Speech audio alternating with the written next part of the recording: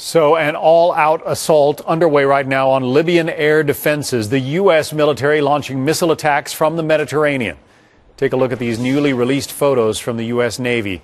American forces teaming up with Britain, France, Italy, and Canada in an international effort to protect civilians from their leader. A series of more than 110 cruise missile strikes, only the first phase of what senior military officials are calling a multi-phase operation. Here with some insight into this mission, Fox News security analyst KT McFarland, who did work for Ronald Reagan at one time in his among members of his defense team. Yeah. Right.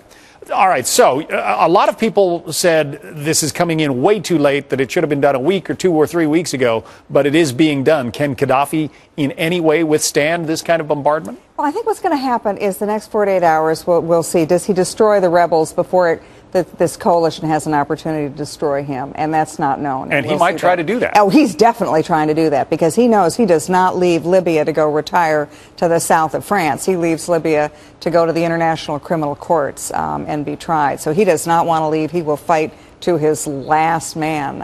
And so I think that you'll see it will get bloody before not. Now, the other thing that might happen is we could succeed, we the coalition could succeed militarily, but is there an insurgency? The question for all of these, what I call limited wars or wars of intervention, is what happens next, okay? We're in the middle of a civil war, like we were in Afghanistan, like we were with Iraq. This is a limited engagement, and I think the Obama doctrine you're going to see as a result of this is he believes in limited war, limited goal, protecting civilians, limited military operations, only using aircraft, no ground forces, and he believes in a coalition. So we're not running this show. But the question then becomes, I think, two things. What happens next after the coalition forces prevail?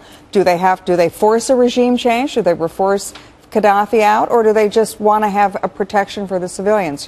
Just stop the slaughter of the innocents. Does Libya get into two countries? It's really the east, which is under the control of the rebels, and the west, which is Gaddafi's. Does it break into two? And then finally, we have set a new precedent here. This is a war of intervention.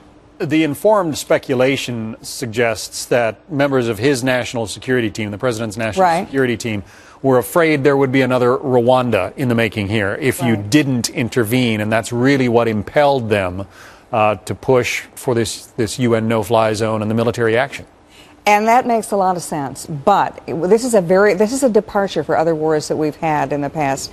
You just had Reagan on. Reagan talked about self-defense. We've had wars of self-defense before, but we've not had wars of intervention, wars to protect other people's citizens. It may be a good thing, it may be a bad thing, but it's not a sure thing. Yeah, it's one thing to go after a nation that has bombed a discotheque that killed American servicemen, but that isn't what happened in this case. That's not what prompted these attacks. And the other thing I'm concerned with is, what is the precedent? Okay, we have now intervened to help and protect people who were getting slaughtered by their leader. Well, the same thing's happening in Iran. Does that mean we get involved in Iran? Potentially, what happens in Bahrain? This could set up a whole new kind of warfare. And this is our third war in the Middle East. But that does raise this question. Some observers said, Mr. President, if you let the tough guy, if you let Muammar Gaddafi crack down on his own people in this bloody way and get away with it and stay standing, you're sending a very strong message to the mullahs in Iran. Absolutely. That they can do the same thing. That they can crack heads and nobody's going to come to the defense of their people.